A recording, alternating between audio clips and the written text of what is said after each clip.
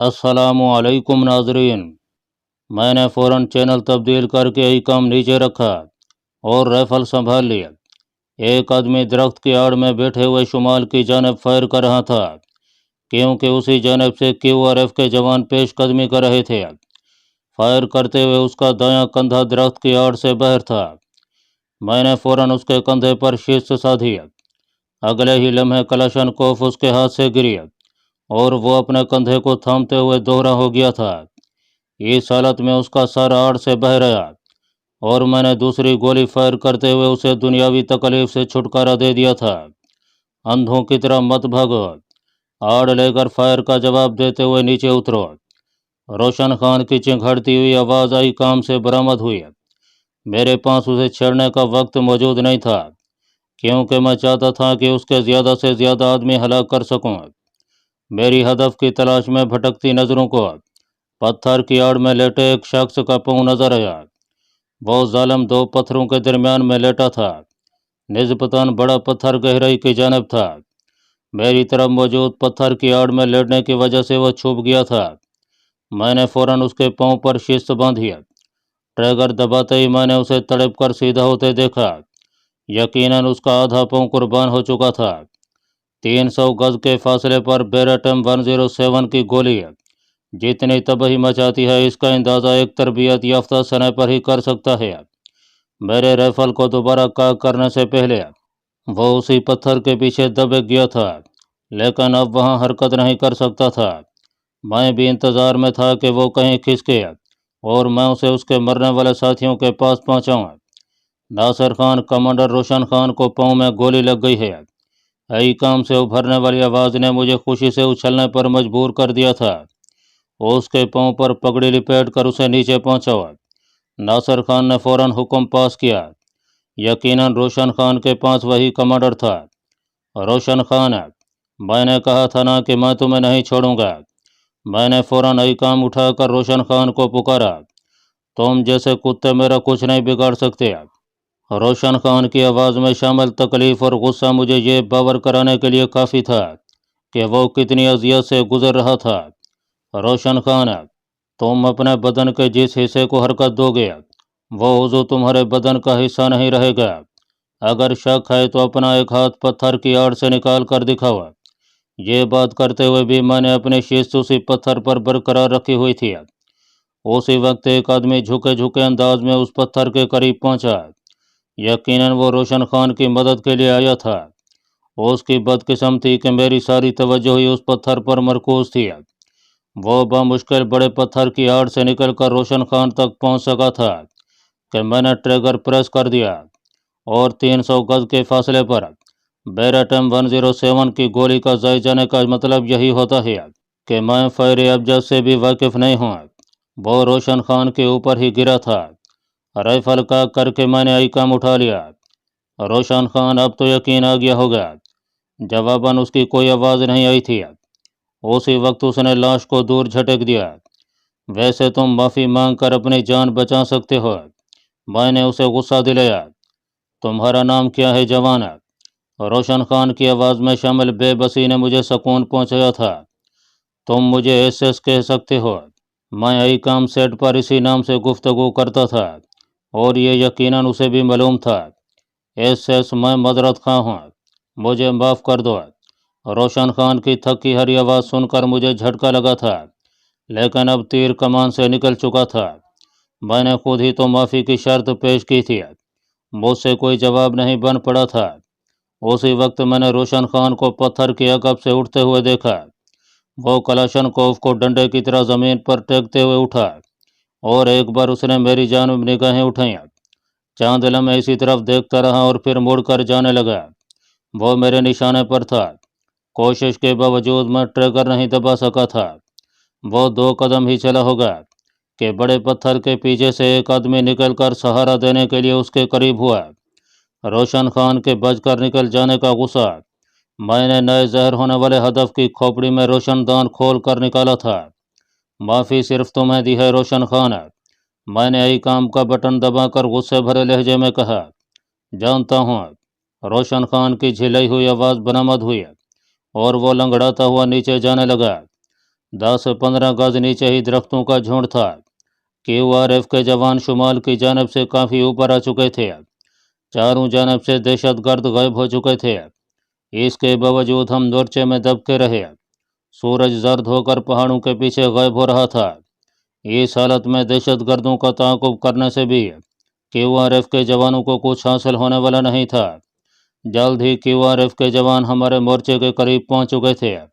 सबसे आगे मेजर औरंगजेब खटक को देखकर मुझे उसकी दिलेरी पर यकीन आ गया था।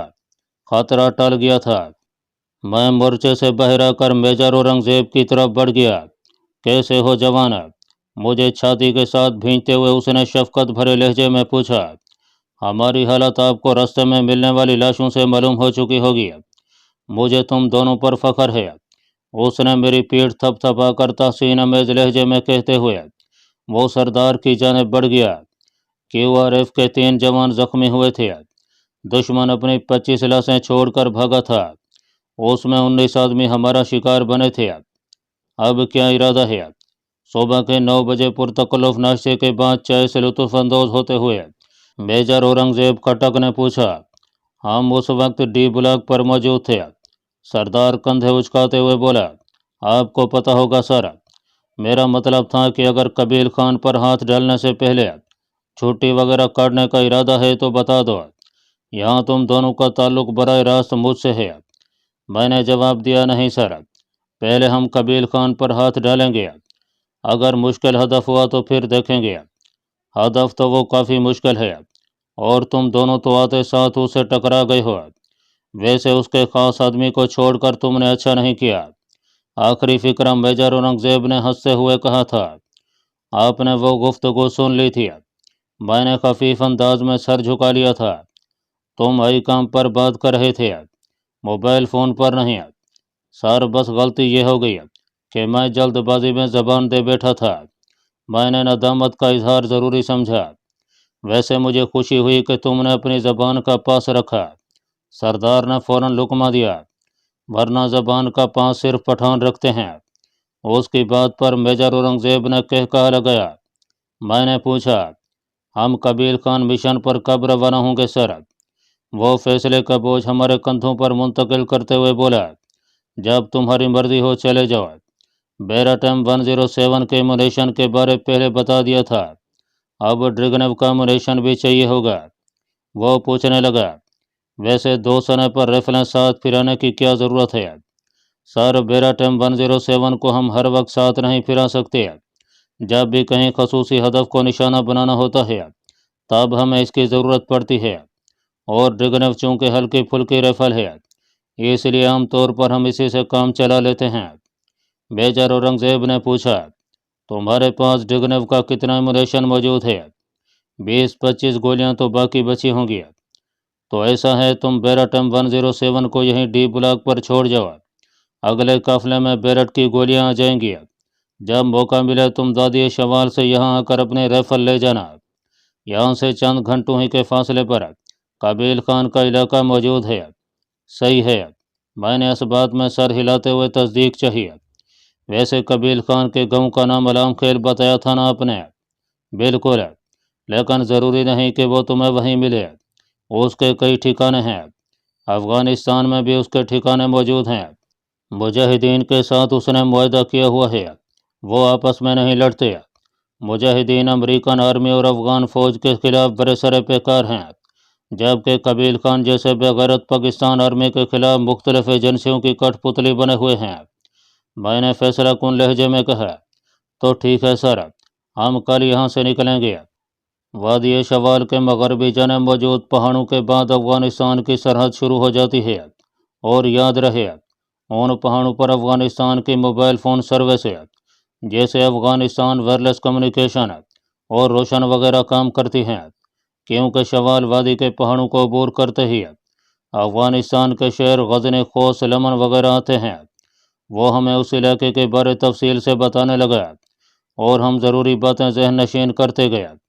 हम इस वक्त तकरीबन शुमाली और जनूबी वज़ीरिस्तान की सरहद पर मौजूद थे। वादी शवाल का इलाका शुमाली वज़ीरिस्तान में आता है। अगर डेरा इस्माइल खान से वज़ीरिस्तान की हदूद में दाखिल हों تو کوڑ کلا کے بعد جو پہاڑی سلسلہ شروع ہوتا ہے وہ افغانستان کی حدود میں داخل ہو جاتا ہے۔ راستے میں جہاں کہیں آبادیاں ہیں یا تو وہ پہاڑی ڈھلانوں پر بنی ہوئی ہیں یا پہاڑیوں میں گھری ہوئی وادیاں ہیں۔ شوال وادی بھی شمالاً جنوباً پھیلی ہوئی کافی وسیع وادی ہے جس میں چھوٹی بڑی کافی آبادیاں موجود ہیں، جیسے گربز، ڈابر، میانی، دیر زوال، سرے خاورے، در نشتر وغیرہ۔ اسی میں ایک بڑی آبادی علام خیل بھی تھی جس کا مصر یا سردار قبیل خان تھا، لیکن وہ وہاں کم ہی ملتا تھا۔ وزیرستان کے ہر سردار کے پاس اپنی ذاتی فوج ہوتی ہے جسے لشکر کہتے ہیں۔ جس کے پاس جتنا بڑا لشکر ہو وہ اتنا بڑا سردار ہوتا ہے، اور دشمن ممالک کی جو ایجنسیاں اس علاقے میں مصروف عمل ہیں وہ بھی عمومی طور پر بڑے سرداروں کو اپنا اعلیٰ کار بنانے میں دلچسپی لیتے ہیں۔ قبیل خان پر بیک وقت انڈین، اسرائیلی اور امریکی ایجنسیاں خاصی مہربان تھیں۔ اس کی کارروائیوں کا دائرہ کار شمالی اور جنوبی وزیرستان کے علاوہ پاکستان کے پرامن شہروں تک پھیلا ہوا تھا، اور یہ تو اصول ہے کہ جتنا بڑا مجرم ہو وہ اتنا زیادہ ہی اپنی حفاظت کا بندوبست کرتا ہے۔ شروع میں وہ پاک آرمی فوج کے خلاف در پردہ کام کرتا رہا، لیکن چند ماہ سے وہ کھلم کھلا سامنے آ گیا تھا۔ اس کا تعلق وزیر قوم سے تھا، اس لیے وزیر قوم کے کافی سرداروں نے اس کے ساتھ الحاق کیا ہوا تھا، مگر اس کے لشکر کا حصہ صرف وزیر قوم کے جوان نہیں تھے۔ غربت، جہالت اور معاشرے میں پھیلی ناانصافی کے ڈسے ہوئے کئی جوان اور ادھیڑ عمر کے افراد جو پاکستان کے مختلف علاقوں سے تعلق رکھتے تھے اس کے لشکر کا حصہ تھے۔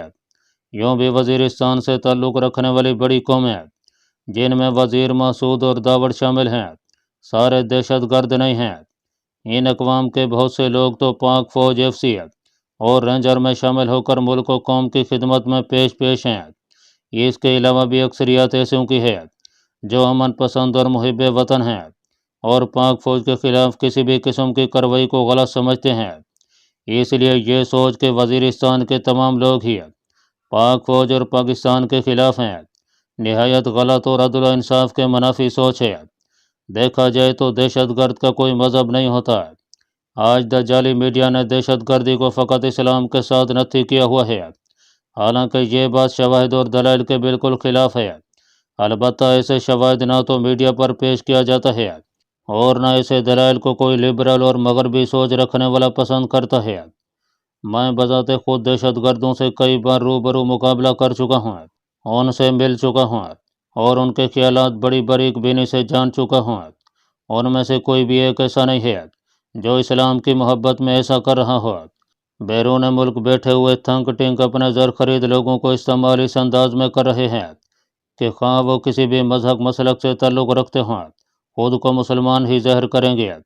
آج کل جہاد اور مجاہد کا تو تصور ہی ختم کر دیا گیا ہے، حالانکہ آج بھی مجاہدین کا ایک بڑا گروہ ایسا موجود ہے جو انڈیا اور افغانستان میں کفر سے برے سرے پہ کار ہے، لیکن دشمن زر خرید لوگوں کے ہاتھوں ملک دشمن اور اسلام دشمن کروایا کروا کر مجاہدین بن کر اس کی ذمہ داری قبول کر لیں گے، جسے ہمارا دجالی میڈیا چیخ چیخ کر کچے ذہنوں اور کم علم لوگوں کے دماغ میں ٹھونستا رہے گا۔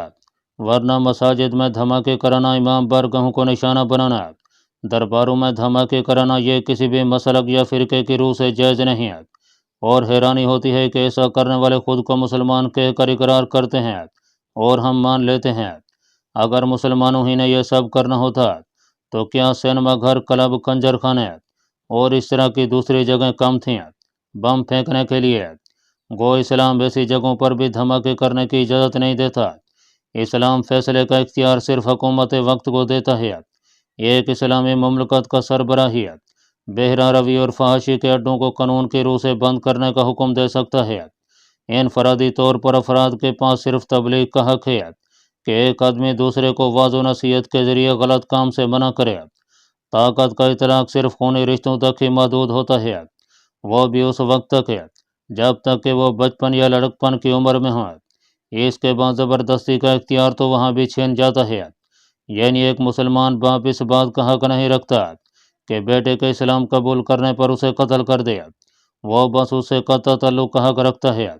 لیکن بدقسمتی یہ ہے کہ ہمارے سادے عوام اسلام ہی کا شعور نہیں رکھتے، بیرونی طاقتوں کے ہتھ کنڈے کیا سمجھیں گے۔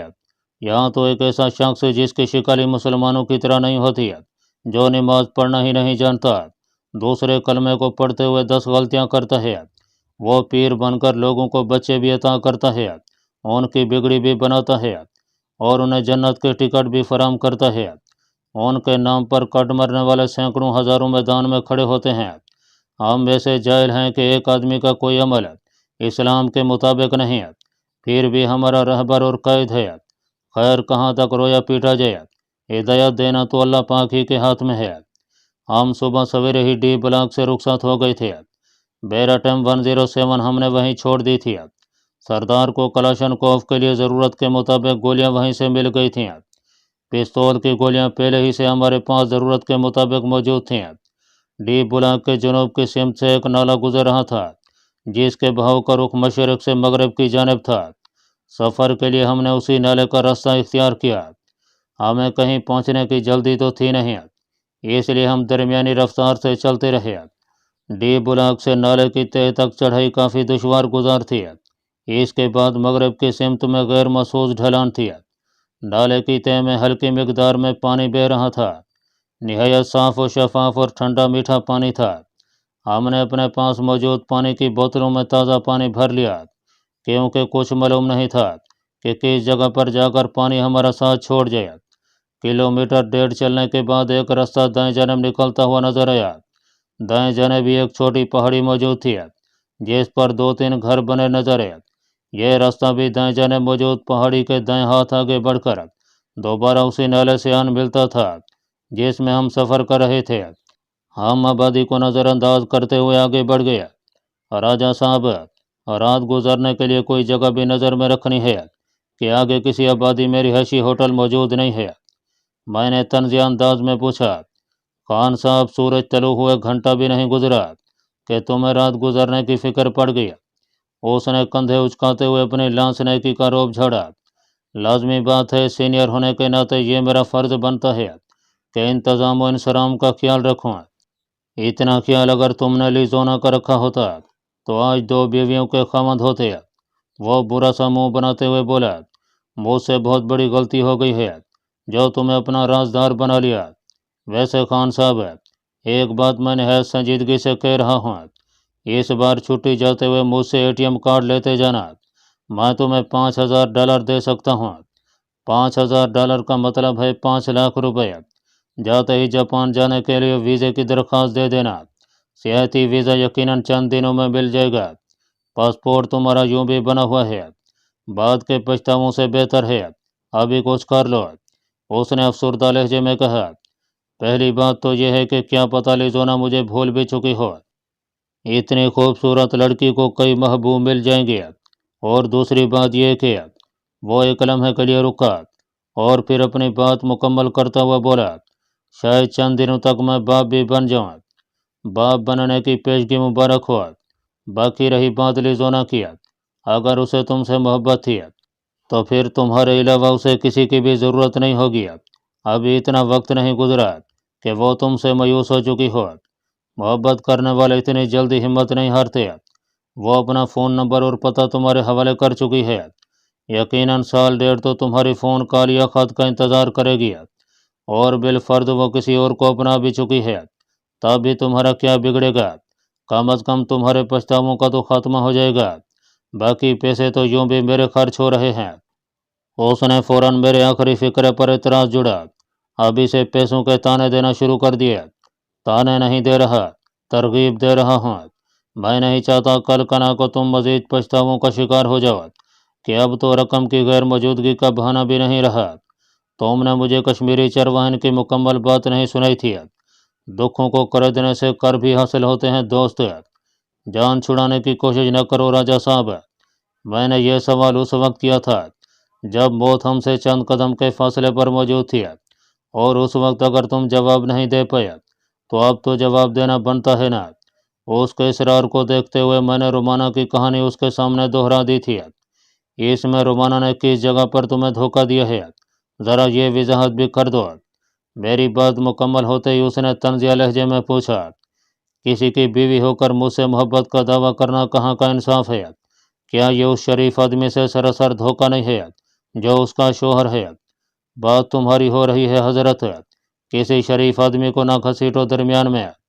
یار میرے اس کی جانب مائل ہونے کی وجہ یہ تھی کہ میری نظر میں وہ کنواری تھی۔ اگر وہ کسی اور کے ساتھ بندھی ہوئی تھی تو اس کو محبت کا کھیل کھیلنے کی ضرورت ہی کیا تھی؟ کیوں اس نے میرا جذباتی اتصال کیا؟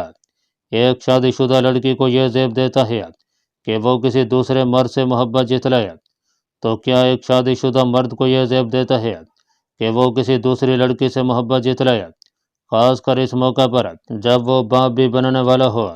وہ فوراً بات کو اپنی ذات کی جانب موڑ گیا تھا۔ ہاں، اگر اس نے دوسری لڑکی کو اپنی پہلی شادی کی اطلاع دے دی ہے تو وہ اسے بغیر کسی جھجک کے اپنا سکتا ہے۔ مرد کو دوسری شادی کی اجازت شریعت دیتی ہے، پھر اس میں شبے کی گنجائش کہاں رہی؟ ہو سکتا ہے چنارے بیگم اسے قبول نہ کرے۔ سردار نے اندیشہ ظاہر کیا۔ اب تو یوں بھی ہمارے پیار کی نشانی بیٹے یا بیٹی کی صورت میں اس دنیا میں آنے والی ہے۔ اس بارے میں کیا کہہ سکتا ہوں؟ مجھے تو بس اتنا معلوم ہے کہ تم لیزونا کو بہت زیادہ چاہتے ہو، اتنا کہ موت کو قریب پا کر بھی تم لیزونا کو نہ پانے کا دکھ بھول نہ سکا۔ اور دوسری شادی میں رکاوٹ پہلی بیوی کی وجہ سے پڑتی ہے، اولاد کی وجہ سے نہیں۔ اچھا تم کب چوتھا دھوکہ کھانے کا ارادہ رکھتے ہو؟ اس نے شرارتی انداز میں مشورہ دیتے ہوئے کہا۔ بہتر تو یہی ہوگا کہ کیپٹن جینیفر کے پاس امریکہ چلے جاؤ اور اجرتی قاتل کے طور پر امریکہ میں اپنی دھاک بٹھا دو۔ یوں بھی انہوں نے تم سے امریکی ہی مروانے ہوں گے، تو مرتے جاؤ۔ میرا تو خیال ہے امریکیوں کو مرنے پر تمہیں اجر ہی ملے گا۔ یہ فتوے اپنے پاس رکھو حضرت، کسی بھی بے گناہ انسان کو قتل کرنا اتنا آسان نہیں ہوتا۔ وہ مسکرایا۔ یوں ہی گپ کر رہا تھا یار، تم تو محسوس ہی کر گیا۔ اچھا اس فضول گفتگو کو چھوڑو اور آگے کا لائحہ عمل طے کرو۔ میں نے اس بے مقصد بحث سے جان چھڑی۔ اس نے منہ بنا کر کہا۔ قبیل خان کو ڈھونڈ کر کیفر کردار تک پہنچانا ہے اور لائحہ عمل کیا ہونا ہے؟ میں نے طنزیہ لہجے میں جواب دیا۔ قبیل خان تو گویا تمہارے لیے محو انتظار ہے نا۔ میرا خیال یہی ہے کہ سیدھا علام خیل کا رخ کرتے ہیں، وہاں اگر وہ نہ بھی ہوا تو اس کے کسی کمانڈر کے سامنے جا کر قبیل خان کے لشکر میں شامل ہونے کی خواہش ظاہر کریں گے، اس طرح اس کے قریب جانے کا موقع مل جائے گا۔ محترم جناب سردار صاحب، کیا وہ ہماری شناخت نہیں پوچھیں گے؟ تو پوچھ لیں، وہ بے پرواہی سے بولا۔ ہمارے پاس شناختی کارڈ موجود ہیں، دکھا دیں گے، اور جب وہ اپنے کسی آدمی کو ہمارے گھر کا پتہ بتا کر ہمارے بارے معلومات لینے کی کوشش کریں گے تو یہ جان کر انہیں ازحد خوشی ہوگی کہ سردار صاحب کا تعلق پاک آرمی سے ہے، اور اسی خوشی میں وہ خان صاحب کو عزت و احترام کے ساتھ لکڑی کے تابوت میں لٹا کر مردان بھیج دیں گے، جس پر خوبصورت لکھائی میں درج ہوگا، عاشق کا جنازہ ہے ذرا دھوم سے نکلے۔ وہ فوراً اپنی غلطی تسلیم کرتا ہوا بولا۔ اوہو، اس طرف تو میرا دماغ ہی نہیں گیا تھا۔ دماغ ہوتا تو جاتا نا، پٹھانوں کے پاس صرف دل ہوتا ہے، اور تمہارے پاس تو وہ بھی نہیں ہے، کیونکہ وہ مس لیزونا اپنے ساتھ جاپان لے گئی ہوئی ہے۔ ویسے لیزونا کا اسلامی نام کیا رکھنا چاہیے؟ اس کی ذہنی روح پھر لیزونا کی جانب مڑ گئی تھی۔ ہزاروں لاکھوں نام ہیں، کوئی بھی اچھا سا نام رکھ لینا، مثلاً اللہ وسیع جنت بی بی، فتح بی بی وغیرہ وغیرہ۔ مجھے کڑے تیوروں سے دیکھتے ہوئے اس نے دانت پیسے۔ لیزونا ہی ٹھیک ہے۔ تو تمہاری پہلی بیوی کا کون سا اعلیٰ نام ہے؟ بھلا چنارے بھی کوئی نام ہوتا ہے، اور اب بیٹا ہوا تو اس کا نام کیکر خان رکھ لینا، اور بیٹی ہوئی تو ٹہلی بیگم۔ وہ جلدی سے بولا۔ ہم قبیل خان کو ڈھونڈنے کا لائحہ عمل طے کر رہے تھے۔ میں نے کہا لگاتے ہوئے تائیدی انداز میں سر ہلایا۔ بالکل، اگر سبیل خان، میرا مطلب ہے الفا 2 سے رابطہ کر لیں۔ نہیں، میجر صاحب نے بتایا تو تھا کہ وہ صرف رابطے کا ذریعہ ہیں، اس کے علاوہ اس سے کوئی امید رکھنا بھی نہیں چاہیے۔ سردار نے ہار مانتے ہوئے کہا۔ تو پھر تمہیں کچھ پھوٹو۔ میرا خیال ہے کہ علام کھیل جاتے ہیں، وہاں کسی غیر متعلق شخص سے قبیل خان کے متعلق معلومات لینے کی کوشش کریں گے، اور اس کے سامنے ہم خود کو قبیل خان کے لشکر میں شامل ہونے کا خواہش مند بتائیں گے، لیکن قبیل خان کے کسی کمانڈر یا خود اس کو ملنے کی کوشش نہیں کریں گے۔ اگر قبیل خان کے کسی آدمی سے ٹاکرا ہو گیا تو خود کو مجاہدین کا آدمی بتائیں گے اور کہہ دیں گے کہ پہلی بار افغان بارڈر عبور کرنے جا رہے ہیں۔ ہاں، لگتا ہے میری صحبت کا اثر تم پر پڑتا جا رہا ہے اور اب تم بھی کچھ بہتر سوچنے لگ گئے ہو۔ تمہاری سوچ تو… الفاظ میرے گلے میں گھٹ گئے تھے۔ اس جگہ نالا شمال کی جانب مڑ رہا تھا۔ موڑ کاٹ کر میری نظریں جو ہی سیدھی ہوئیں، مجھے سامنے ایک پتھر کے ساتھ 5 آدمی بیٹھے نظر آئے۔ 3 کے پاس کلاشن کوف موجود تھی، البتہ 2 آدمی خالی ہاتھ تھے۔